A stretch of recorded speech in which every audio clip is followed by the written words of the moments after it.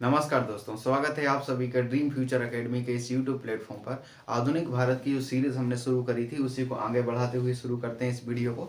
देखिए, यहाँ यूरोपीय कंपनियों का आगमन पढ़ रहे थे अपन, इसमें हमने पुर्तगाली पढ़ा दिया था आपको। पुर्तगाली हो गई, डच हो गई। ध्यान रखना, पुर्तगाली कहाँ से आए थे? पुर्तगाल देश से आए थे। डच नीदरलैंड यानी हॉलैंड। तो डच कहाँ के निवासी थे? नीदरलैंड के निवासी थे। नीदरलैंड का पुराना नाम हॉलैंड था, ये आपको ध्यान रखना है थोड़ा। उसके बाद अंग्रेज तो आप जानते हैं ब्रिटेन के थे। डेनिश जो कंपनी आई थी वो डेनमार्क देश से आई थी। यूरोप में एक देश पड़ता है डेनमार्क, वहां से आई थी। फ्रांसीसी जानती होगी, ये किस देश से आएंगे? फ्रांस देश से आएंगे। और स्वीडिश स्वीडन देश से आएंगे। किस देश से आएंगे? स्वीडन देश से आएंगे। तो ये हैं आपके पुर्तगाली कंपनियों का आगमन, जो पुरानी वीडियो हमने आपको बता दी। पुर्तगाली, डच, अंग्रेज। देखो, अंग्रेज की कंपनी बनी थी सेकंड नंबर पे, लेकिन आए थे ये थर्ड नंबर पे। डेनिश और फ्रांसीसी और स्वीडिश। चलिए, तो देखते हैं थोड़ा सा डेनिस के बारे में और आपको फ्रांस के बारे में और स्वीडिश। तो लास्ट कंपनी बच रही है आपकी फ्रांसीसी, इसको हम पढ़ा देते हैं। देखिए, जो थोड़ा सा डेनिस कंपनी के बारे में देख लेते हैं। ये डेनमार्क के लोग थे। ये 1616 में भारत आए थे। कब आए? 1616 में आए। ठीक है। और इनकी जो पहली फैक्ट्री खोली थी वो तंजौर तमिलनाडु में खोली गई थी। बाद में दूसरी फैक्ट्री भी खोली गई, तीसरी, ऐसे करके 3-4 फैक्ट्रियां खोली इन्होंने। तो डेनिस कंपनी जो थी वो डेनमार्क की थी। 1616 में ये भारत आए और इनकी पहली फैक्ट्री तंजौर तमिलनाडु में खोली गई। इसके बाद इनकी समय समय पर कई फैक्ट्रियां खोली जाती हैं। बाद में ये लोग क्या करते हैं, इनका ज़्यादा इंटरेस्ट नहीं था भारत से, तो ये सारी कंपनी क्या करते हैं, अंग्रेजों को बेच देते हैं। किसको बेच देते हैं? अंग्रेजों को। तो अंग्रेजों को सारी कंपनी इन्होंने बेच दी, अंग्रेजों को बेच दी। क्या बेच दी? जितनी भी इन्होंने कंपनियां खोली थी सब अंग्रेजों को बेच दी। और ये यहाँ से चले जाते हैं डेनिस लोग। तो ये ध्यान रख। अगले आते हैं स्वीडिश लोग। स्वीडिश लोग 1731 में सबसे आखिरी में आए थे। ध्यान रखना, स्वीडिश जो लोग आए थे वो सर्वाधिक बाद में आई थी ये कंपनी। और इन्होंने चीन से व्यापार किया, इसलिए ये भारत से क्या हो जाती, खत्म हो जाती, भारत से चली जाती। और इनकी कहीं पर भी फैक्ट्री थी नहीं। कुछ दिन के लिए आए थे, व्यापार वगैरह किया, बाद में ये अंग्रेजों को सारी, सॉरी, ये चीन के साथ चले जाते हैं। तो इन्होंने अपनी सारी कंपनी अंग्रेजों को बेच दी, डेनमार्क वालों ने। और स्वीडिश वालों ने क्या किया, सर्वाधिक बाद में आई। तो सबसे पहले कौन आए? पुर्तगाली। और सर्वाधिक बाद में कौन आए? ये स्वीडिश लोग आए। लेकिन ध्यान रखना, पुर्तगाली सबसे पहले आते हैं और सर्वाधिक बाद में जाते हैं। ध्यान रखना, पुर्तगाली सबसे पहले आए और सबसे बाद में गए। बाद में गए, देखो, बाद में फैक्ट्री आई वो बात अलग है, हम बोल रहे हैं सबसे पहले आए और सबसे आखिरी में भारत से गए। तो पुर्तगाली आए थे, कब आए थे बताओ? 1498 में वास्को डी गामा। और सबसे आखिरी में जाएंगे 1961 में, इनको भगाया जाएगा गोवा से। तो गोवा आजाद कब हुआ था? 1961 में हुआ था और इसको यूटी बना दिया था, बाद में राज्य बनता है। तो 1961 में ऑपरेशन पोलो, सॉरी, ऑपरेशन विजय, ऑपरेशन विजय के द्वारा क्या किया जाता है, गोवा को आजाद कराया जाता है। कि सबसे पहले आएंगे पुर्तगाली, सबसे आखिरी में जाएंगे पुर्तगाली। और सबसे आखिरी में जो कंपनी आएगी उसका नाम है स्वीडिश। अब अपन अब पढ़ेंगे फ्रांस के बारे में, क्योंकि मेन जो कंपनी है वो फ्रांसीसी कंपनी, इसको अपन डिटेल में देखते हैं। अब देखते हैं फ्रांसीसी कंपनी के बारे में। फ्रांसीसी जो कंपनी थी ये फ्रांस देश से आई थी। और इस समय सम्राट थे लुई 14। तो लुई 14 वहां के शासक थे। लुई 14, XIV, इनको 14 कहा जाएगा, इस प्रकार लिखते हैं 14। तो लुई 14 के समय कंपनी की स्थापना होती है 1664 में। तो फ्रांसीसी कंपनी की स्थापना कब हुई? कंपनी की स्थापना होती है 1664 में, कंपनी की स्थापना होती है। ध्यान रखना आपको, the oriental into east Indies, इस प्रकार का उसका नाम था, वो आपको ध्यान नहीं रखना है। कंपनी का नाम था। 1668 में इन्होंने पहली फैक्ट्री खोली गई, फर्स्ट फैक्ट्री। और ये कहाँ पर खुली थी? जहां पर अंग्रेजों की खुली थी 1613 में, सूरत में।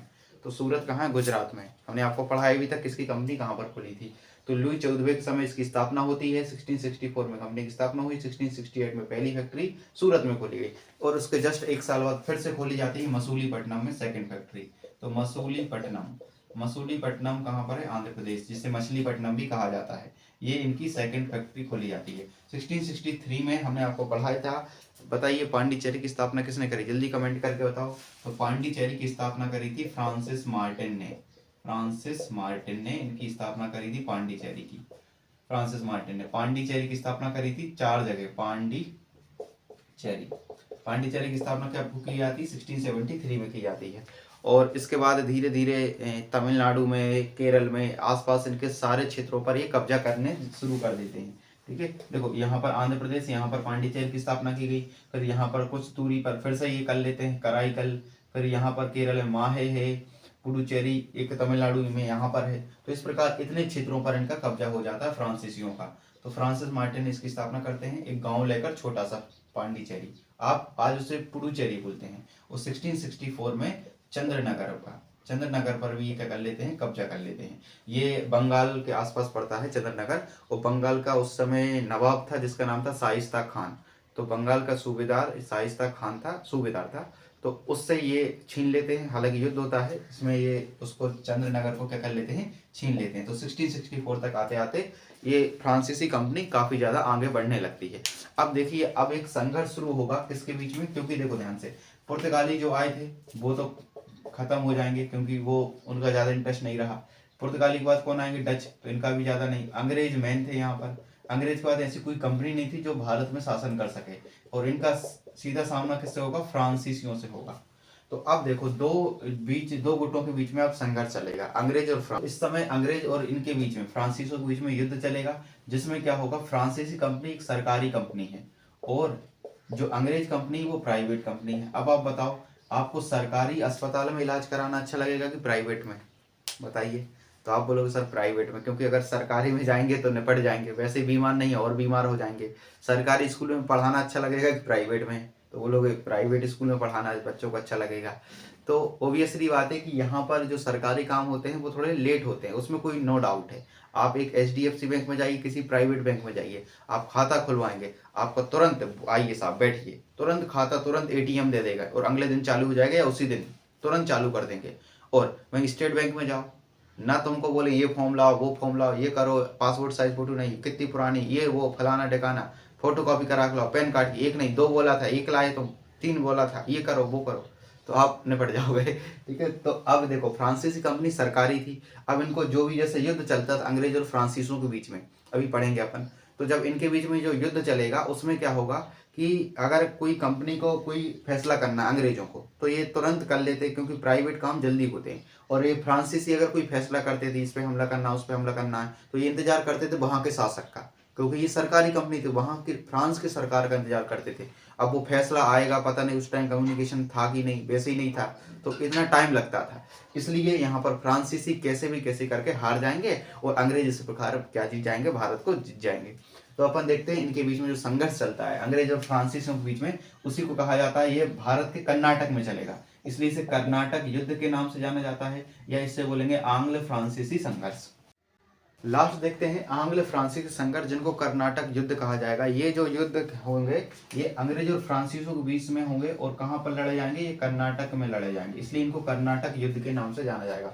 हालांकि इनका कारण रहेगा वहां पर यूरोप में ब्रिटेन और फ्रांस के बीच जब संघर्ष होता है, तो वहां पर युद्ध होगा, तो उनके जो चमचे रहेंगे, चमचे मतलब उनके जो नौकर चाकर जो यहाँ पर काम करेंगे, वो यहाँ पर युद्ध करेंगे, मतलब कारण रहेगा यूरोप का, और युद्ध होंगे यहाँ पर भारत में, तो वहां भी युद्ध हो रहे हैं और यहाँ भी युद्ध होंगे।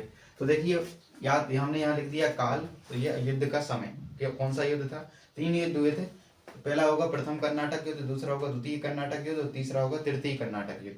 यहाँ पर हमने कारण लिखा है, यहाँ पर हमने संधि लिखी है, और यहाँ पर हमने कुछ विशेषता लिखी है। ध्यान रखना, यहाँ से क्वेश्चन सीधे आ जाते हैं एग्जाम में, तो आपको ध्यान से समझना है। देखो यहाँ पर देखो, सबसे पहले काल या युद्ध देखते हैं। प्रथम कर्नाटक युद्ध 1746 से 1748 तक लड़ा गया था। प्रथम कब से कब तक, 46 से 48, 2 साल चला। द्वितीय देखो, पहले द्वितीय चला 49 से 54 तक, लगभग ये 5 वर्ष चलेगा, और ये चलेगा 7 वर्ष, 56 से लेकर 63 तक। तो देखिए, प्रथम कर्नाटक युद्ध 46 से 48, दूसरा 49 से लेकर 54, और तीसरा आपका 56 से लेकर 63, 56 से लेकर 63 तक चलेगा। तो प्रथम, द्वितीय और तृतीय कर्नाटक युद्ध कहाँ पर हो रहा है, कर्नाटक में। अब देखते हैं कारण। पहला जो कर्नाटक युद्ध था, इसका कारण था ऑस्ट्रिया का उत्तराधिकार के युद्ध था। वहां पर यूरोप में ऑस्ट्रिया एक देश पड़ता है, ऑस्ट्रेलिया नहीं, ऑस्ट्रिया। ऑस्ट्रेलिया तो यहाँ नीचे है, लेकिन ऑस्ट्रिया एक यूरोप में है। तो वहां पर उत्तराधिकार मतलब कौन गद्दी पर बैठेगा कौन नहीं बैठेगा, तो एक को सपोर्ट कर रहा था कौन, अंग्रेज, और एक को कर रहे थे फ्रांस। तो उनके बीच में झगड़ा हो गया।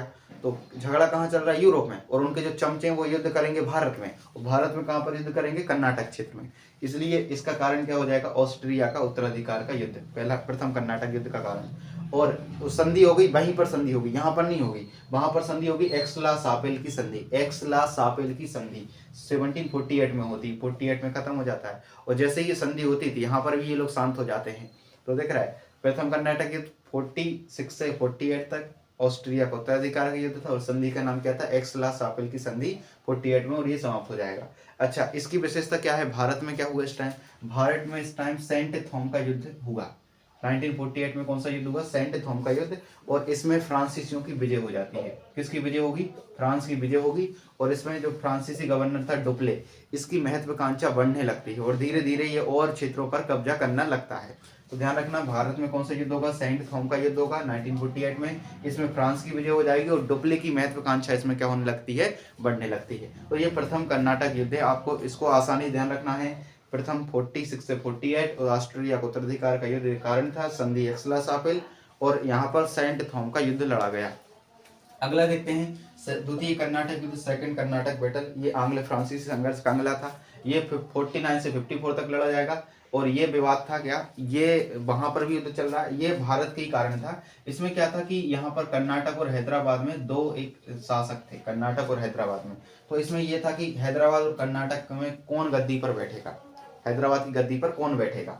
तो एक के साइड कौन थे? एक के साइड अंग्रेजी गुट हो गया, अंग्रेज बोलते थे इसमें ये बैठेंगे, और फ्रांसीसी बोलते थे नहीं हमारा व्यक्ति बैठेगा। तो ये इसके बीच में ये युद्ध चलता है। तो कारण क्या था? हैदराबाद तथा कर्नाटक का आंतरिक विवाद था। इनके बीच विवाद चल रहा था, एक साइड अंग्रेज सपोर्ट कर रहे थे, दूसरे को फ्रांसीसी सपोर्ट कर रहे थे, और इस कारण से दोनों के बीच में युद्ध होता है। और इसके बीच में कौन सा युद्ध होगा? अंबूर का युद्ध। तो अंबूर का युद्ध होगा अंग्रेज और फ्रांसीसियों के बीच में, और इसमें दो गुट बनते हैं, और इसमें जो संधि होती है उसका नाम है पांडिचेरी की संधि। क्योंकि ये भारत में ही हुआ था, इसलिए इसका जो संधि होगी वो पांडिचेरी की संधि होगी, क्योंकि पांडिचेरी की स्थापना किसने करी थी? फ्रांसीसियों ने करी थी। तो इसमें भी लगभग अंग्रेज जीत जाते हैं। तो देखो, प्रथम कर्नाटक और द्वितीय हैदराबाद तथा कर्नाटक का आंतरिक विवाद था, पांडिचेरी की संधि होगी और अंबूर का युद्ध लड़ा जाएगा इसमें। अगला देखते हैं तृतीय कर्नाटक युद्ध। ये 7 वर्षों तक चला। हालांकि इसका कारण था सप्तवर्षीय युद्ध। ये सप्तवर्षीय युद्ध कहाँ से? यूरोप में चल रहा था। 7 वर्षों का जो युद्ध था उसको कहा जाएगा सप्तवर्षीय युद्ध। ये यूरोप में हो रहा था, और उसी का परिणाम था कि भारत में तीसरा कर्नाटक युद्ध होता है 1756 से 1763 तक। और इसमें पेरिस की संधि होगी, क्योंकि ये युद्ध पेरिस में हो रहा है इसलिए पेरिस की संधि। तो अब देखो, मोस्ट इंपोर्टेंट यहाँ से सीधा क्वेश्चन आ गया एग्जाम में कि इस युद्ध के दौरान, तृतीय कर्नाटक युद्ध के दौरान भारत में कौन सा युद्ध हुआ? तो प्रथम में कौन सा हुआ? सेंट थॉम का युद्ध, दूसरे में अंबूर का युद्ध, तीसरा है बांडीवास का युद्ध। और बांडीवास का युद्ध हमने आपको पढ़ाया था। बांडीवास के युद्ध में फ्रांसीसी पूरी तरह हार जाएंगे। इसमें फ्रांस का पूरी तरह क्या हो जाएगा? खात्मा हो गया। इस प्रकार फ्रांस पूरी तरह हार गया 1760 में बांडीवास के युद्ध में। और इसमें जो फ्रांस का जो गवर्नर था उसका नाम था काउंट लाली, और अंग्रेजों का आयरकूट। तो आ से अंग्रेज और आ से आयरकूट, ये ध्यान रखना है। और काउंट लाली, ये पूछा जाता है एग्जाम में, काउंट लाली फ्रांसीसी गवर्नर था कब? 1760 के युद्ध में। तो इस प्रकार आप इसको आसानी से याद कर सकते हैं कि कौन सा युद्ध कब हुआ। यहाँ से एग्जाम में सीधे क्वेश्चन आते हैं। आप चाहें तो इसका एक स्क्रीनशॉट ले लीजिए।